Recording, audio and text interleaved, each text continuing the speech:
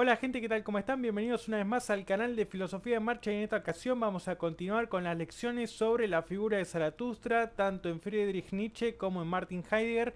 Recordemos que estamos analizando la obra de Nietzsche, Así habló Zaratustra, de 1883 al 85 y el texto de conferencias y artículos de Martin Heidegger titulado ¿Quién es el Zaratustra de Nietzsche? De 1953.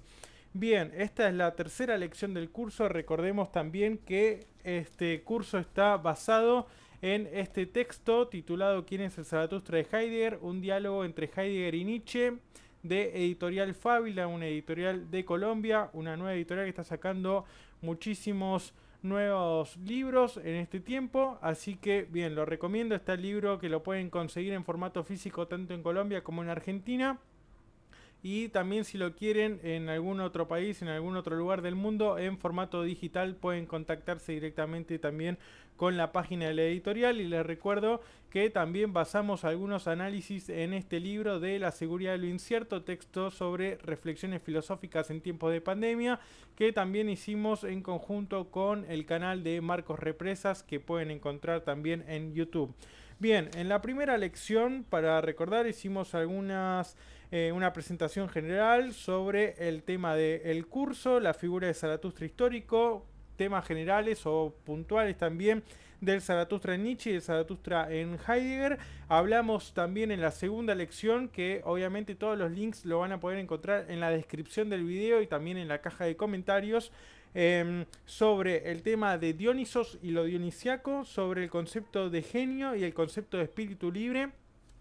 Y ahora comenzamos directamente con el texto de Así habló Zaratustra.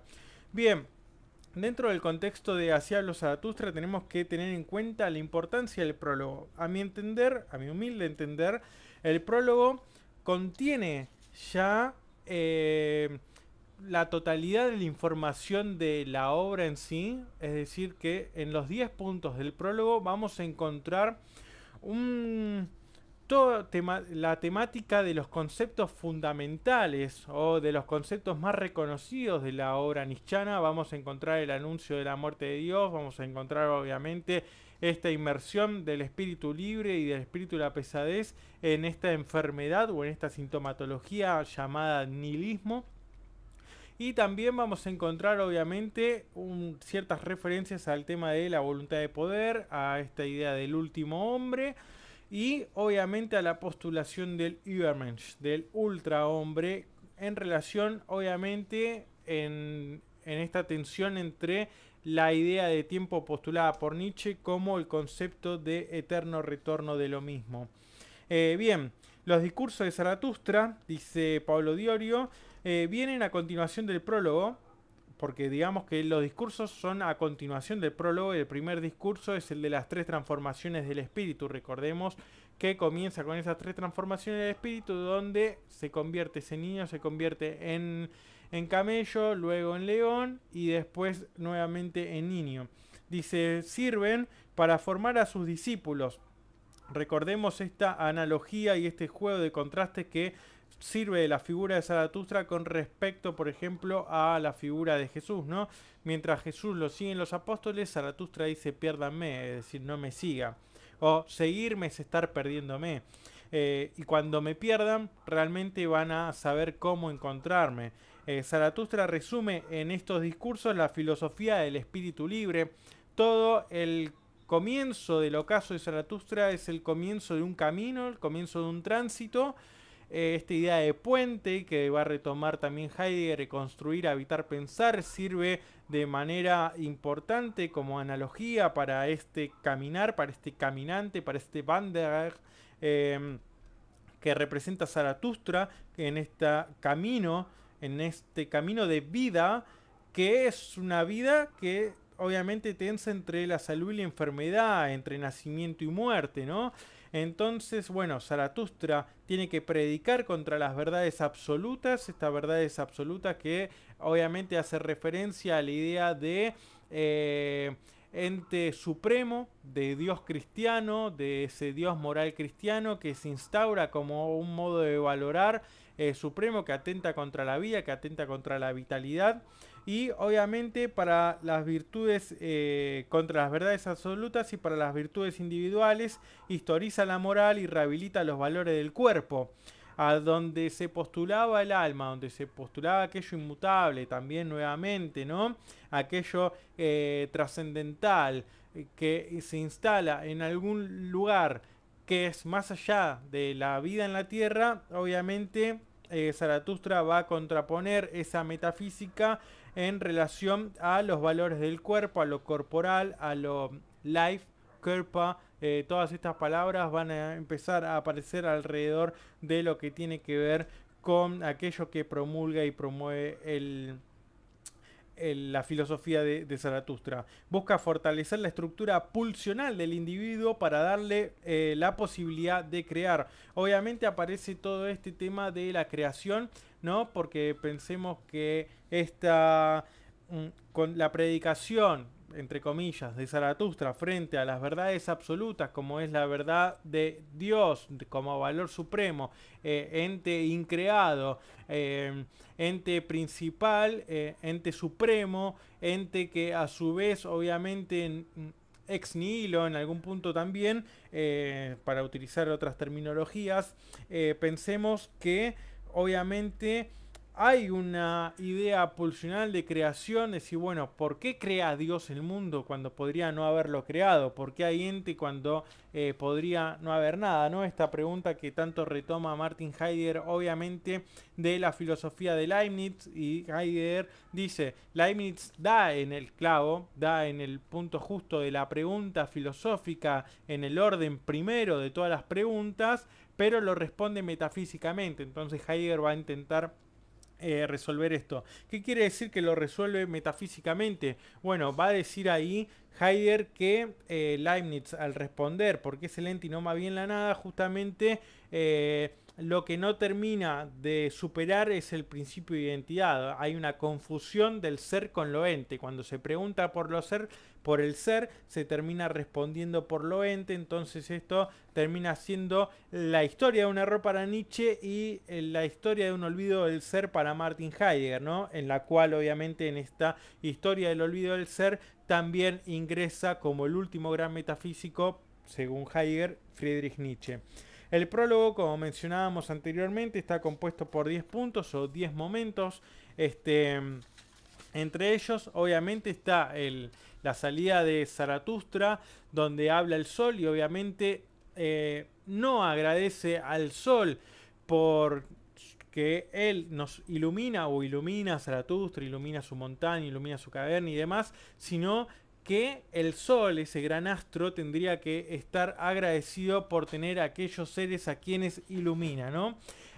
Hace también de nuevo esta inversión en el modo de ver la vida, las cosas, la valoración de las cosas y obviamente una inversión también de las perspectivas a las cuales nosotros estamos acostumbrados o, mejor dicho, nuestra instauración de valores occidentales, nuestras sociedades occidentales nos han instalado una cierta mirada sobre las cosas, sobre la vida, sobre los entes, sobre nuestra relación en el mundo, que digamos de alguna forma siempre nos determina como algo lejano a nuestra posibilidad animal y también lejano a nuestra posibilidad de ser aquello divino, ¿no?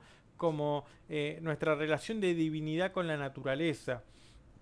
Esto es bastante curioso y va a aparecer nuevamente después en Heidegger, leyendo como lector de Nietzsche en algún punto, recuperando obviamente la poesía de Hölderlin, el poeta que tanto ha influido en la juventud a Nietzsche y que también por supuesto ha influenciado al Heidegger posterior a los años 30, ¿no? A la década del 30.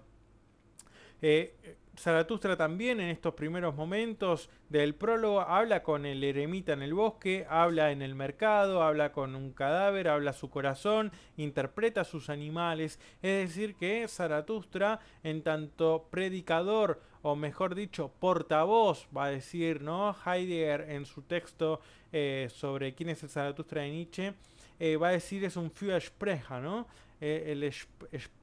Sprache es lenguaje, ¿no? Sprechen es hablar. Y el Fürsprecher es como el que lleva la voz cantante, ¿no? El que lleva la voz delante. Eh, no que se antepone como un FOA, sino que lo antepone, mejor dicho. Zaratustra aparece, como dijimos, como antagonista de Jesús.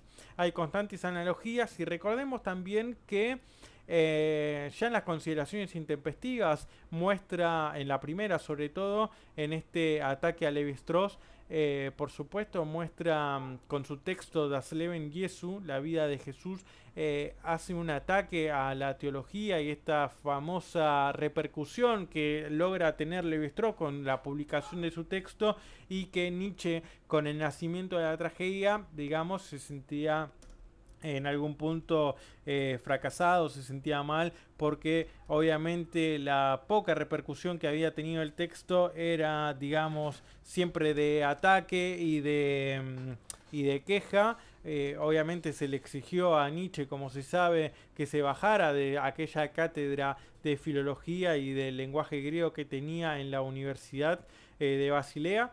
Así que este ataque ya a Jesús, más allá de su formación de niñez que tenía con respecto al protestantismo, con respecto a lo que tiene que ver con la religión, ya aparece igual acá una contrafigura de Zaratustra, una contrafigura antagonista a Jesús, y obviamente que intenta esta pregunta, ¿no?, que teníamos que tener presente en nuestras lecciones, era: es un Zaratustra que habla y que en algún punto tiene una predisposición a una remitologización de ciertas cuestiones, de ciertos elementos que ya venían obviamente desde los románticos, como habíamos mencionado, el Ateneum, esa conformación de grupos de eruditos, de intelectuales que intentaban recuperar la mitología nórdica, la mitología griega, para volver a dar identidad a esa Alemania, o mejor dicho, empezar a dar identidad a Alemania. Ya pensemos que uno de los temas fundamentales que ha dado identidad, unión a los pueblos germanos ha sido el lenguaje, y sobre todo el lenguaje que nace o que se conforma a partir de la intervención de Lutero, ¿no? Eso es uno de los puntos más interesantes y más importantes a la hora de tener en cuenta esta intención de conformar una unidad de sentido, de pertenencia a las distintas regiones y pueblos germanos. Entonces esto es bastante interesante para tener en cuenta, y obviamente se deja instalada la pregunta de si Zaratustra es, así hablo Zaratustra, es también un juego con estas ideas románticas de remitologizar, de dar unidad también de sentido a estos pueblos. Y por sobre todo también, antes, o mejor dicho, antes de Zaratustra y después de los románticos, está este juego wagneriano con sus óperas también de proyecto estético político, obviamente de imponerse frente a otras maneras de asomarse a al sentimiento de nacionalismo, de cultura alemana que se tenía en la época. Hay una inversión de los valores, de las creencias, es decir, hay una contraposición entre la figura del sabio y del loco, porque pensemos también este eremita del bosque que aparece ahí cantando, alejado de todo y demás, y aquellas personas que creen que poseen el saber. Quizás también en algún punto hay cierta referencia a la figura socrática, ¿no?, que ya obviamente aqueja a Nietzsche, esta figura del erudito, del alejandrino, de aquella persona que acumula conocimiento, que acumula saber y que se muestra como sabio, el que tiene obviamente la sofía. Aparece en contraposición todo el tiempo con el tema del loco, ¿no? Bueno, para loco hay muchísimas o distintas palabras, incluso hasta Banzin se me viene a la mente, pero bueno, hay distintos modos de nombrar el tema del loco y de la locura en alemán, que obviamente quién anuncia la verdad o quién anuncia realmente lo que está aconteciendo, aquel que anuncia, em, como es en el caso obviamente del hombre frenético, ¿no? En la ciencia jovial 125, de hemos matado a Dios, Dios ha muerto, nosotros lo hemos matado, ¿no?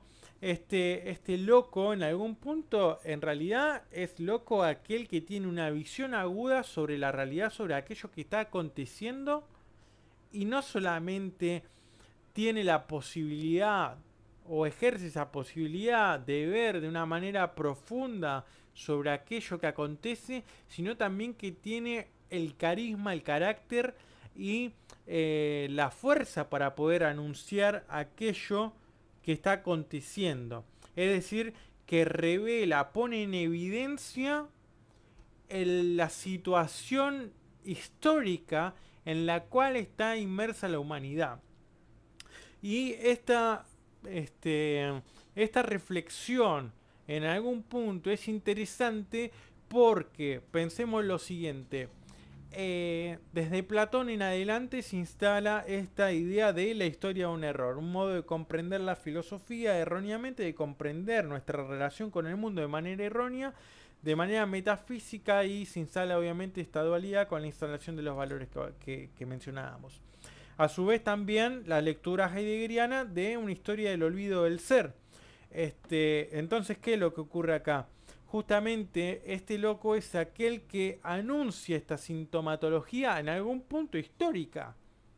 Y en esta sintomatología nihilista, que obviamente ya aparece, ¿no? Esta historia de la metafísica, esta historia de un error, es una historia también del nihilismo que se consuma para Heidegger con Nietzsche, con el esquema o la propuesta conceptual de la voluntad de poder, que vamos a desarrollar obviamente más adelante y más detalladamente, pero esta instalación, este sentido histórico en el cual nos encontramos inmersos nosotros como figuras en tanto últimos hombres, que los últimos que tenemos la posibilidad de revertir esta situación tecnificante en la cual nos basamos en el sujeto en relación a un objeto, con la certeza, con la posibilidad de la manipulación y de la aniquilación de la naturaleza, la devastación de la tierra, Natua y Erde, dos conceptos principales importantes a los cuales nosotros tenemos que recuperar nuestra, va a decir Zaratustra, va a decir, tenemos que recuperar aquel sentido de la tierra y obviamente revincular esa relación de nosotros de seres humanos con lo animal y con la naturaleza en general, ¿no? Perteneciendo lo animal a la naturaleza obviamente no agotándose en lo animal, sino también recuperando toda aquella vegetación, toda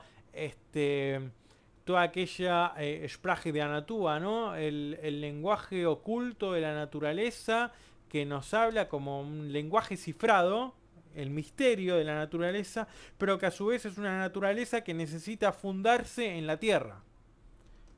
Lo fundacional se genera en la tierra, pero nosotros lo que estamos aniquilando con la tecnificación del sujeto que nace a partir de la certeza del sujeto moderno, no es únicamente destruyendo la naturaleza, utilizando de manera tecnificante o la maquinización, la maquinación, esa Maschinenschaft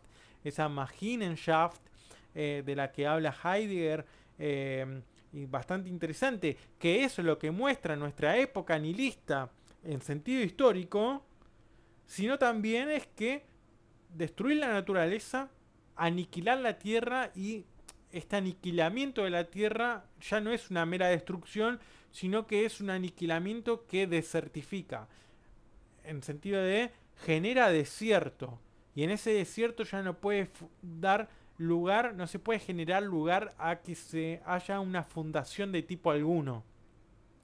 No puede haber creación después de eso porque es la devastación. Es la nada, es un vacío. Y ya ahí no va a haber posibilidad de rescate alguno. No va a haber ninguna posibilidad, en todo caso, de que vuelva los dioses a su morada, porque no se puede morar en aquello aniquilado. Esto es interesante y vamos a retomarlo también en la idea del texto que explaya Heidegger con referencia a Nietzsche, que se titula ¿Qué significa pensar? Entonces está esta contraposición del sabio con el loco, aquello que sabe el sabio, que en algún punto el sabio remite a, como dijimos, al erudito, al alejandrino, al socrático, pero también al científico. Pero el saber del científico es un preguntar o es un interrogar que se pregunta por lo ente y se mueve en la superficialidad de lo ente, pero no se pregunta por la nada. Entonces, al no preguntarse por la nada, todas esas cuestiones que terminamos de desarrollar recién no le interesan. Porque obviamente él formula su metodología, formula sus hipótesis y se mueve a partir de ello y se desarrolla a partir de ello. Pero no se pregunta por la nada, por la verdad de lo ente, por la verdad del ser, por la totalidad de lo ente en cuanto tal, ¿no? Utilizando ahí el lenguaje heideggeriano. Entonces el loco es loco porque se pregunta por la nada, porque intenta resolver la cuestión de la nada, porque intenta superar esa nada e intenta, obviamente, en esa locura, poder acceder a esa verdad del ser. ¿Hay algo de esto en Hacia Zaratustra? Bueno, hay bastante. Eh, Obviamente hay que ir separando la terminología heideggeriana de la terminología de Friedrich Nietzsche, pero este loco en algún punto es el que anuncia decir, bueno, ojo en el modo en que estamos valorando, en los valores que tenemos instaurados, en el modo de valorar que tenemos, y que obviamente estamos a contrarreloj en este tránsito, en este estar transitando, porque nos está apurando que el desierto crece, que el desierto avanza. Entonces, bueno, hay que tomarse entre manos, obviamente, y tomar alguna decisión y ver cómo nos queremos resolver en bajo este aspecto, bajo este anuncio de que Dios ha muerto, ¿no? Bien, aparece la otra contraposición, obviamente, entre los pobres y los ricos. Obviamente acá aparecen estas, obviamente, cuestiones que también el cristianismo se pregunta, ¿no? El pobre y el rico, que con respecto a lo material, con respecto a lo espiritual, con respecto quizás a la sabiduría, al conocimiento, a la relación que tenemos con el mundo y con la naturaleza. Y obviamente también este juego y esta contraposición constante que aparece en el texto de Hacia Zaratustra es entre los despiertos y los dormidos, cuestión que habíamos mencionado que ya aparece, o que podemos encontrar referencias tanto en Kierkegaard con referencia obviamente a aquellos conceptos que tienen que ver con lo auténtico y lo inauténtico, con lo propio y lo impropio, los despiertos y los dormidos, y también este efecto fisiológico al que remite Apolo, el dios Apolo, que tiene que ver con el dios del sueño, ¿no? Entonces también hicimos referencia al texto de Carlos Astrada, el juego metafísico y el juego existencial, donde muestra este estar en el mundo o este ser en el mundo es un estar ya jugando. Y obviamente el jugador propio, el jugador que se asume como propio, como auténtico, es aquel que toma decisiones, que asume, hace una lectura del panorama en el cual se encuentra inmerso, asume su responsabilidad, asume su modo de actuar, toma decisiones, toma iniciativas. No es alguien que reacciona, sino que acciona, es decir, que no se deja afectar, sino que afecta. Y obviamente ahí aparece la figura del despierto. En cambio, el dormido es aquel que también, estando ya en el mundo, ve el panorama, ve las cuestiones que están sucediendo, ve este nihilismo, ve esta muerte de Dios y hace caso omiso de ello. Obviamente deja que otros tomen decisiones por él, se comporta de manera inauténtica, y además, obviamente, aparece este tema de no tomar decisiones. Es un modo de estar jugando. Aquel que no asume la responsabilidad, que no asume el rol que tiene que asumir, es un modo de comportarse en el juego. Recordemos también el texto de Johan Huizinga que estuvimos desarrollando en la lección anterior. Hastiado de sabiduría, Zaratustra quiere volver a hacerse hombre. Y para ello tiene que hundirse en su ocaso. El comienzo de Zaratustra es el comienzo de un hundimiento en su ocaso. Para llegar a lo más alto, primero debe ir a lo más bajo. Para reconocer aquello cercano que posee, aquel conocimiento más certero de todos, o mejor dicho, aquel conocimiento que en realidad él posee como más propio, para tener certeza de ello debe alejarse de sí mismo y volver a recuperarse, ¿no? En algún punto, acá también puede hacerse cierta analogía con el mito, obviamente órfico de Dionisos, ¿no? Aquella unidad primordial, ¿no? El Ua Ainesa, el mundo como voluntad, que termina siendo desgarrado por los titanes, siendo descuartizado por esos titanes, que hace esa semejanza al principio de individuación, ¿no? Principio individuationis, que recupera ya Nietzsche también de Arthur Schopenhauer en el mundo como voluntad y representación. ¿Qué es lo que sucede ahí? Esas unidades, recordemos, por medio de la obra de arte y sobre todo del arte más elevado que era el arte griego, ese principio de individuación se vuelve a recuperar en su unidad, ¿no? Vuelve a volver a su unidad.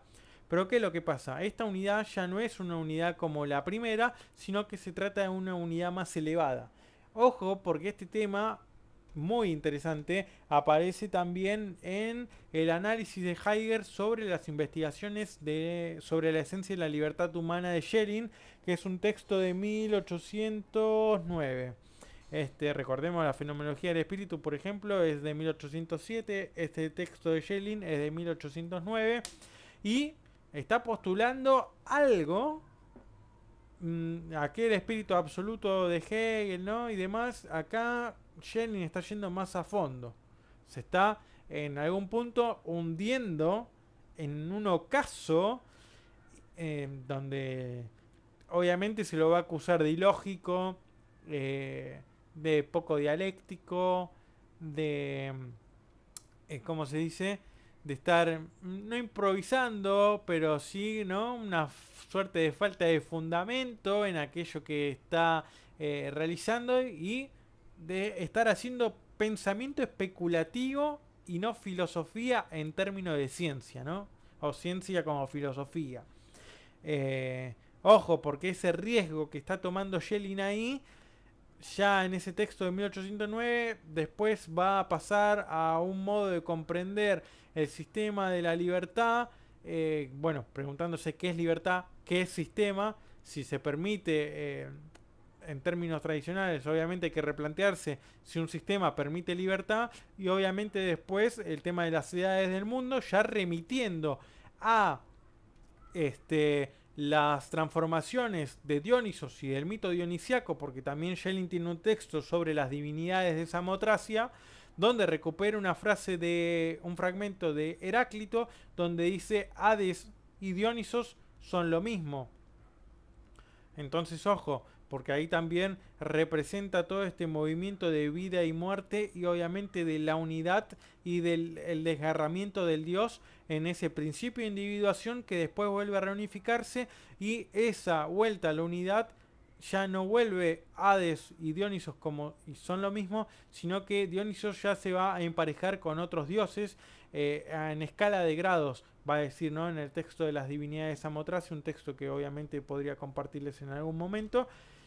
Y además, otra de las cuestiones importantes que aparece acá es que es una unidad más elevada a la que se retorna, y de esto después va a marcar el ámbito filosófico de Schelling en filosofía de la filosofía de la revelación y filosofía de la mitología.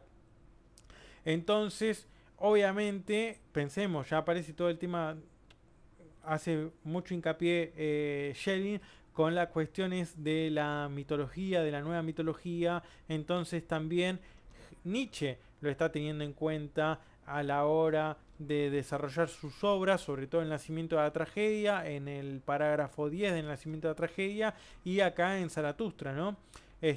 Con esto de volver a hacerse hombre, de hundirse en su ocaso, y este hundimiento tiene que ver, como se dijo, con el tema de ir a la nada, de ir a esa falta de fundamento, porque obviamente aquello que en la pregunta por el sentido del ser, Heidegger va a decir hay que hacer un Abgrund, el Spring, ¿no? O Sprung, ese salto a lo abismático, a lo abismal, ya Schelling está hablando de un Grund, algo no fundado o infundado.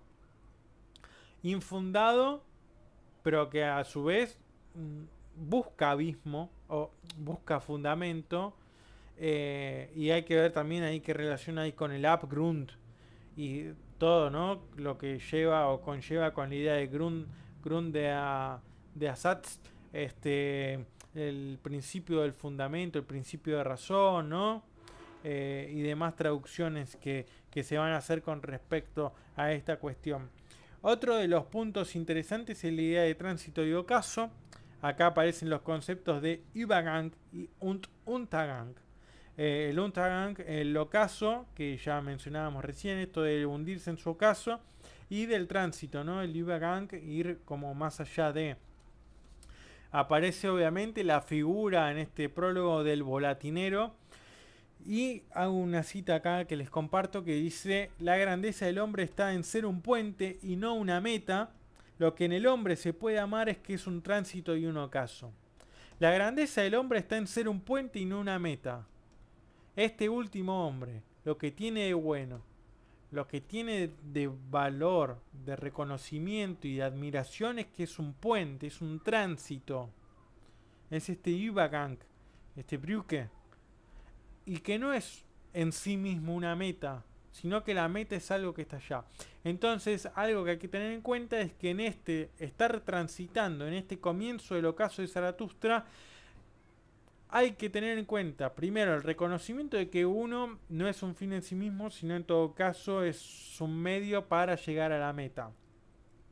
Que hay algo que está a la espera, que está al pendiente del otro lado, ¿no?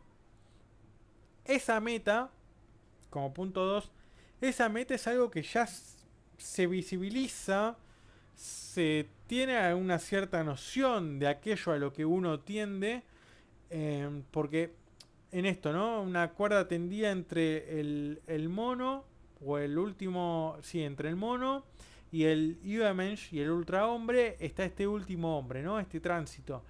Pero este último hombre ya visibiliza hacia aquello a lo que tiene que tender. Entonces, bien, primero reconocer que es un tránsito, después reconocer que hay una meta y en qué consiste esa meta también, ¿no? Entonces, eso es lo que permite, en todo caso, que se pueda amar al hombre. En que es un tránsito y un ocaso. Porque si nos quedáramos, ¿qué sucedería si nos quedáramos con el amor a este último hombre? O si nos enamoramos de este último hombre. Bueno, es las consecuencias de la enfermedad, las consecuencias del nihilismo, las consecuencias de esta desertificación de la tierra, de esta destrucción y aniquilación de la naturaleza, de, obviamente, terminar de perecer en aquello que en realidad, con la posición de la voluntad de poder, tiene que no solamente conservarse, sino también superarse a sí mismo. Entonces dice, él mismo, Zaratustra mismo, hace esa experiencia de caminar hacia abajo, Untergehen, el prefijo unta, y de hundirse en su ocaso. Es una constante en la obra el oponerse y fracasar.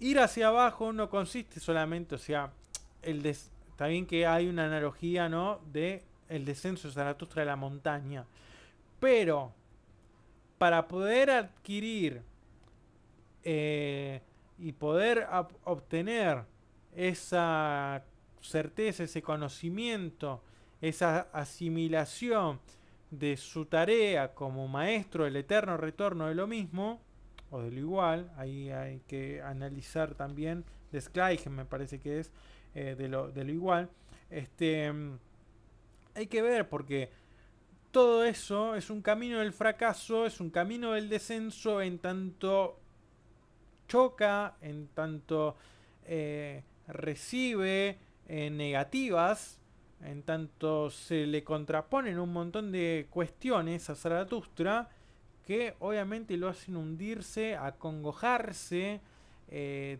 obligado a dialogar consigo mismo, con su corazón. Recordemos esto. El anuncio de la muerte de Dios es un anuncio a todos. El anuncio de la voluntad de poder es a pocos. Y el anuncio de la doctrina del eterno retorno de lo igual es un anuncio de los animales a Zaratustra, es una enseñanza de los animales a Zaratustra, y es algo que se debate Zaratustra dialogando con su corazón, ¿no? Un diálogo interior, interno, propio, para unos cada vez es para pocos.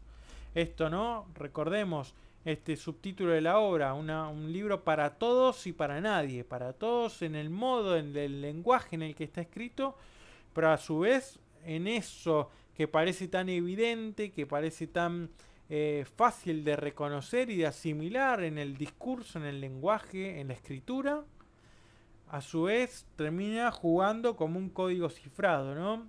En aquello fácil o a la mano, termina retrayéndose y ocultándose lo que parece estar tan evidente. Por eso también el texto, la obra Si habló Zaratustra, juega como una obra de iniciación, ¿no? Una obra que habla en algún punto, una filosofía de Nietzsche, una obra para iniciados. Y esto nos remite obviamente también a los rituales de iniciación de el dios Dionisos. Bien, entonces, bueno, el descenso y el fracaso son un impulso, son el impulso, y a su vez este descenso y fracaso con lo que interactúa todo el tiempo es con el tema de la salud y la enfermedad. Pensemos que la ciencia jovial es un texto de 1882, el texto anterior, la puerta de entrada hacia los Zaratustra, es el texto de un grito de júbilo, ¿no? 10 años de sufrimiento de este filósofo errante, de este filósofo que padece sus dolores, que padece su malestar, sus dolencias, sus enfermedades físicas y que por supuesto necesita desahogarse este Nietzsche de, de estas cuestiones, de estos dolores y esto, ¿no? El fracaso como impulso, el fracaso que no lo detiene. El descenso, ese caminar hacia abajo, ese un again, no lo detiene, sino que lo fortalece. Y en esto también se basa el sentido trágico de la existencia. Podría parecer que o la denuncia de Zaratustra y de Nietzsche en general a lo largo de toda su obra fue que se ve la verdad trágica, la verdad horrorosa, ese mundo como voluntad, esa visión dionisíaca del mundo como algo horroroso, como algo que paraliza, como algo que enferma, como una verdad horrible, que muestra el sentido trágico y en algún punto el sentido absurdo de la existencia, siempre y cuando nosotros nos tomemos entre manos, introduzcamos sentido a la vida, pero también esto, ¿no? Cómo los griegos vieron ese sentido trágico y en lugar de negarlo, le aplicaron una vacuna, una cura estética, ¿no? Una opción estética de la existencia. La vida sin música sería un error. Lo que hace el arte es hacer tolerable ese sentido trágico de la existencia. Esto es bastante interesante también para tener en cuenta y obviamente aparece en este descenso y fracaso de Zaratustra como impulso, este arte del cuerpo, este arte danzarín, este arte de la risa, de la danza, del juego, ¿no? El arte ¿cómo se dice? Del espíritu libre. Entonces también aparece acá el tema del tránsito y el ocaso. Tiene una meta, que es el superhombre, como se dijo, y después aparece, obviamente, después de que comience este tránsito y este ocaso, la aparición de Zaratustra en el mercado como una primera intervención. El mono como vergüenza para el hombre. Eh, y, obviamente, queda mucho por superarse. Porque este hombre que siente vergüenza de provenir del mono es una vergüenza para el superhombre.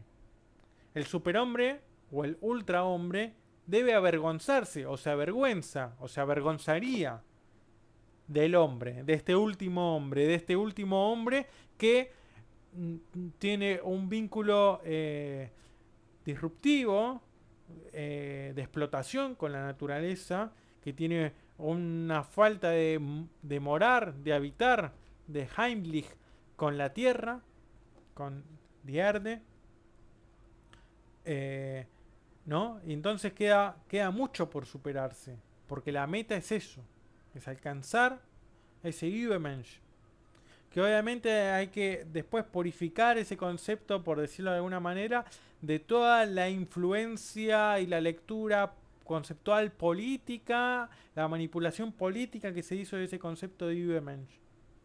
Eso también es una tarea que tenemos en este curso. Entonces dice Zaratustra, permaneced fieles al sentido de la tierra. Los que predican por un más allá son envenenadores. Entonces yo me pregunto acá, permaneced fieles al sentido de la tierra, pero ¿qué pasa con la lectura heideggeriana que se basa en un texto de la voluntad de poder modificada por la hermana de Nietzsche, por Elisabeth Foster Nietzsche, donde obviamente comienzan los escritos de Heidegger con diciendo Zaratustra, Nietzsche con el tema de la voluntad de poder, con el concepto de la voluntad de poder, busca el tema del dominio, dominio sí, dominio del oente, dominio de la totalidad del oente, dominio de la tierra y enseñorearse, ¿no?, de esa tierra, ser el señor de la tierra. Ojo, porque acá está diciendo permaneced fieles al sentido de la tierra. ¿Y qué resuena acá? Justamente el tema de la escucha. De volver a aprender a escuchar el sentido de la naturaleza. El sentido de la tierra. Aquel que niega, es decir, que no solamente niega lo que es, en un modo de ser nihilista, sino también que al negar lo que es, cree en lo que no es. Entonces ahí hay una doble negación y una doble irrupción con respecto a toda posibilidad de acceso a la verdad del ser. Acá ya no se trata de un sentido trágico, sino de la anulación de todo sentido trágico, y termina siendo un sentido cómico para aquel que lo puede percibir desde afuera y ver cómo obviamente está objetivando y manipulando su relación con el mundo y su relación con el más allá, ¿no? Esta instauración metafísica de los valores. Sin embargo, Heidegger se va a tener a tomar este sentido de la tierra como un sentido de dominación de la tierra, porque va a leer a voluntad de poder como voluntad de dominio, de enseñoramiento sobre la tierra, sobre lo ente, y obviamente este modo de valorar las cosas con esta voluntad de poder como voluntad de dominio, no habría en todo caso más envenenador de la tierra, del mundo, del ser humano, de los animales, de la naturaleza y demás, que el Übermensch nietzscheano. Entonces, ahí la lectura me hace un poco de ruido, pero bueno, cuando veamos el contexto histórico-político, el contexto histórico-político de Heidegger por un lado, el contexto de la obra de Nietzsche también al cual accede Heidegger, y algunos que otros elementos más que hacen a la cosa, decimos, bueno, hay que ver qué tan inocente e intencionada fue la lectura de Heidegger con respecto a Nietzsche. Es una pregunta que me hace ruido todo el tiempo, ¿no? Bueno, obviamente en este Zaratustra, en esta primera intervención que hace en el mercado, dice, anuncia la hora del gran desprecio, ¿Qué es lo más despreciable en el hombre? ¿Acaso la razón, la compasión, la virtud? La respuesta es la risa del pueblo. Mencionamos los distintos tipos de risa y una de estos tipos de risa era, ¿no?, esta risa que descalifica, esta risa que niega y que no es una risa que lee o una risa comunitaria, una risa eh, de superación del sistema lingüístico, de superación del lenguaje, sino que es una risa de este, te trato de loco para quitarte todo tipo de validez de tu discurso, ¿no? Te descalifico por medio de la risa. Sin embargo, hay una segunda intervención de Zaratustra en el mercado. Y en esta segunda intervención dice, ya no se pregunta o no habla directamente acaso la razón, a la compasión, a la virtud. Recordemos el tema de la virtud, ¿no? También, porque está hablando en el mercado y me hace un poco de ruido esta cuestión del arete, de la virtud en sentido griego, ¿no? Cuando, por ejemplo, Platón desarrolla en el tema de la polis esto de cada uno en la polis ideal tiene que dedicarse a aquello para lo que es bueno, para lo que es virtuoso. Entonces, dedicándose cada uno a aquello para lo que es virtuoso, va a facilitar la vida en la polis de los demás, va a hacer que la polis realmente funcione como tiene que funcionar, etcétera, etcétera. Entonces, en algún punto, también para aquello para lo que somos buenos nos hace sentir orgullosos en algún punto, ¿no? Nuestras virtudes y queremos destacarnos por esas virtudes. Pero sin embargo, intenta atacar ahí Zaratustra. En el segundo caso se dirige al orgullo y también está en relación obviamente con este tema de la razón, de la virtud, del conocimiento y demás, ¿no? De esta arete. Pero se dirige al tema de la cultura, al tema de la Bildung. La Bildung en alemán, die Bildung es la formación cultural. Pensemos que, bueno, justamente esa virtuosidad, esa razón, esa compasión, son elementos que en última instancia permiten la conformación de la cultura. La cultura requiere esto, ¿no? Matar el instinto. Pensaba en el texto, sin ir más lejos, de Freud, Malestar en la cultura, ¿no? En algún punto esa pulsión de vida y esa pulsión de muerte tiene que armonizarse, estabilizarse, reprimir ciertas pulsiones, ciertas fuerzas para poder permitir la vida en comunidad, ¿no? La vida en sociedad. Sin la anulación, sin la represión de esos instintos sería inevitable poder relacionarse de manera grata con otras personas. Entonces, inevitablemente en esa cultura hay que matar lo instintivo. El tema es que no se buscó una suerte de dominio de los instintos, una suerte de dominio de aquellos instintos animales que resultan vitales para nuestra vida en la Tierra y para nuestra relación con el sentido de la Tierra, sino que la represión es un intento y una búsqueda de aniquilamiento de esos instintos, de anulación total de esos instintos.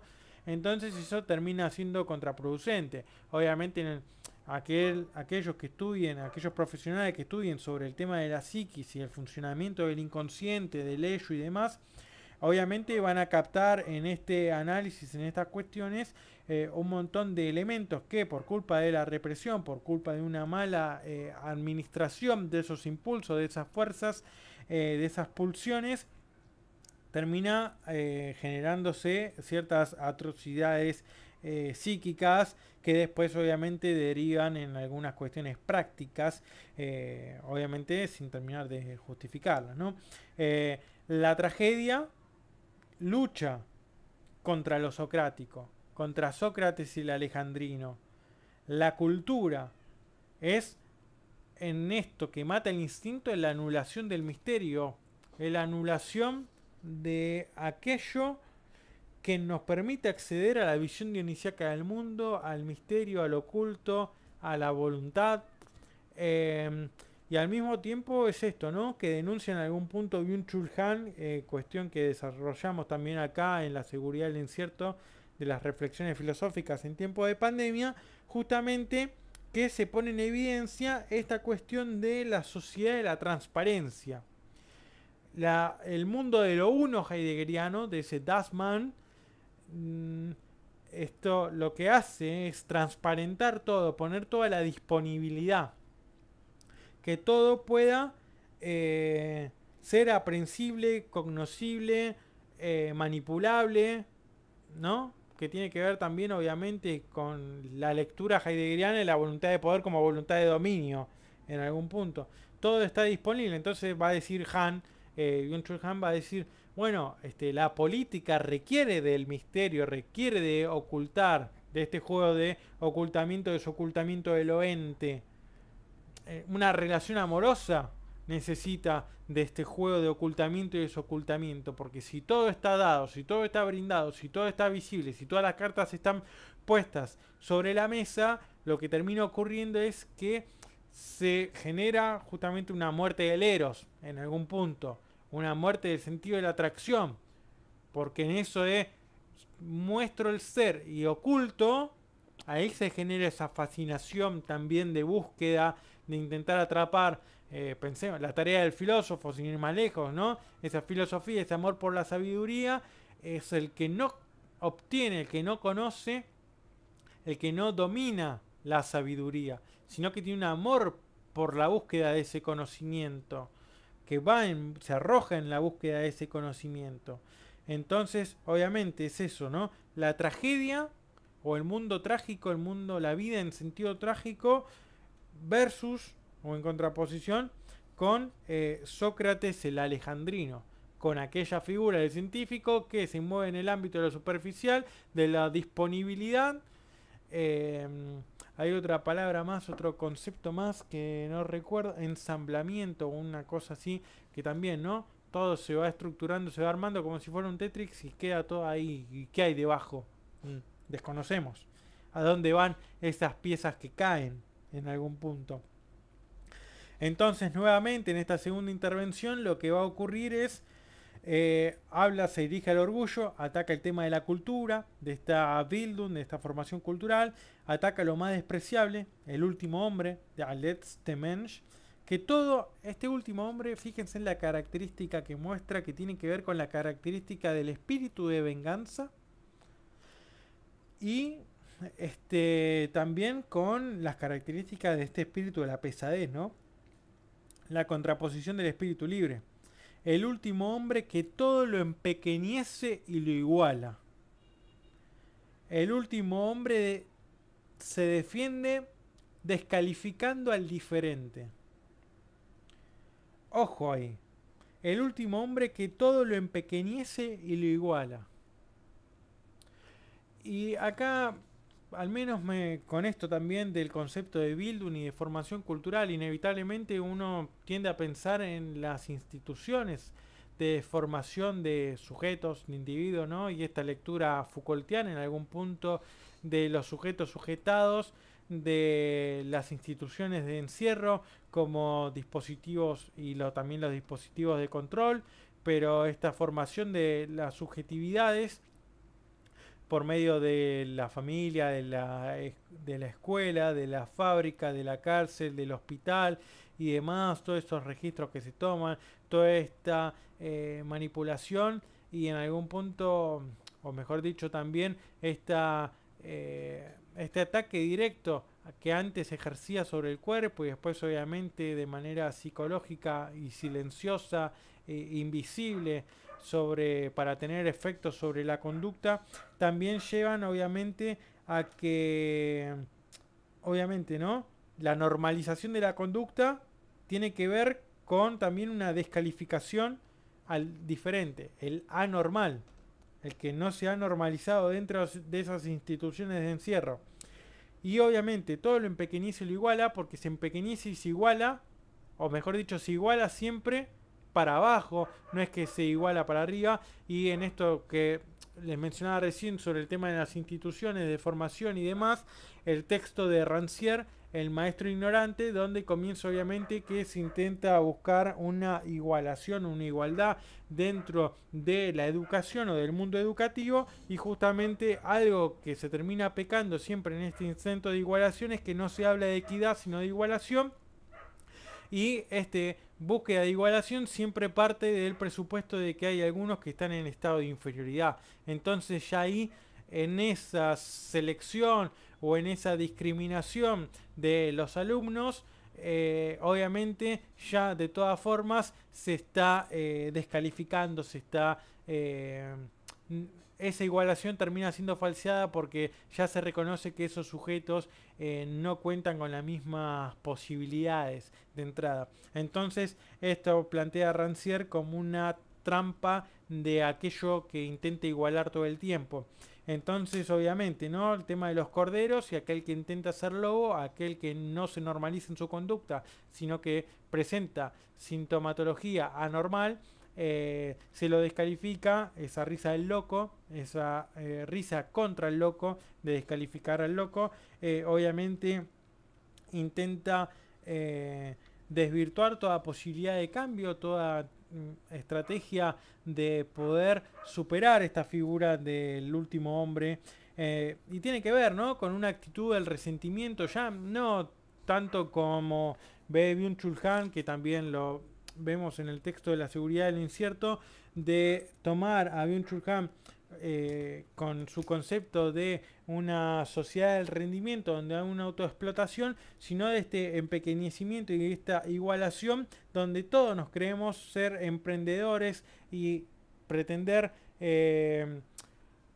compartir o presentar algo de manera original y demás, sino que todo en ese intento de la originalidad o de querer destacarnos del resto, al final terminamos perteneciendo a este último hombre que todo lo igual y lo empequeñece, y obviamente este empequeñecimiento es producto de una sociedad de resentimiento y de un sujeto resentido, un sujeto impregnado de un espíritu de venganza. El último hombre, hay que tener en cuenta, es la última semilla capaz de despreciarse y superarse. Este último hombre, este tránsito y este ocaso, esta cuerda que está tendida, este volatinero que está atravesando la cuerda, es nuestra última esperanza, va a decir Nietzsche, ¿no? El hombre con posibilidad de ser artista y creador, por medio del arte, de la creación, de la filosofía, en un sentido jovial, en un sentido artístico, el filósofo en sentido de filósofo artista, de Dionisos filósofos, como vimos en el último concepto de genio, obviamente lo que nos va a permitir alcanzar esa meta que nosotros ya estamos previsualizando. Pero, sin embargo, en esta segunda intervención de Zaratustra en el mercado, nuevamente risa del pueblo. Entonces, lo que va a tener que cambiar Zaratustra acá no va a ser tanto a quién hablar, porque sí, obviamente va a intentar hablar a este pueblo, a este sentido histórico, a este momento histórico, a este espíritu epocal, porque es obviamente a quien tiene que comunicar su mensaje, pero también va ya no a cambiar, o sea, el tema del discurso, sino en cómo va a tener que presentar su lenguaje, su discurso, sus elementos para poder llegar a donde él desea, a donde él quiere, obviamente trayendo presentándose como maestro del eterno retorno de lo mismo, del igual, y también obviamente esta tarea que tenemos como humanidad de alcanzar este Übermensch, ¿no? El volatinero, que ha hecho del peligro su profesión, también muestra que Zaratustra al final del prólogo habla a su corazón, nuevamente este acercamiento al eterno retorno, y obviamente cada vez que habla a su corazón y se acerca a esta idea del eterno retorno del igual, van a aparecer los animales, ¿no? El águila y la serpiente en el cielo, lo más orgulloso, el más sabio de los animales, generando círculos y obviamente como amigos, ¿no? Cercados. buscar despreciadores del bien y del mal, va a necesitar compañeros de creación Zaratustra. Cosechadores, tema que obviamente Heidegger con el tema de los campesinos va a retomar de manera constante el tema de la cosecha, de justamente, ¿no? Somos la última semilla que puede llegar a dar fruto. Entonces, ojo, ¿no? Con esto que estamos cultivando, con aquello que podemos cosechar. Y obviamente el tema de la cosecha, del cultivo y demás tiene que ver con el tema de la celebración de fiestas. Bien, entonces también esta finalidad con el águila y la serpiente, con el orgullo y la sabiduría, con esta enseñanza, con esta muestra de la naturaleza, el eterno retorno, comienza entonces el tema del ocaso de Zaratustra, un comienzo de ocaso como espíritu libre para alcanzar este Übermensch que está presente. La pregunta final para concluir es, ¿Zaratustra es un Übermensch? Nietzsche ¿se ha considerado un Übermensch? Mi respuesta es que no.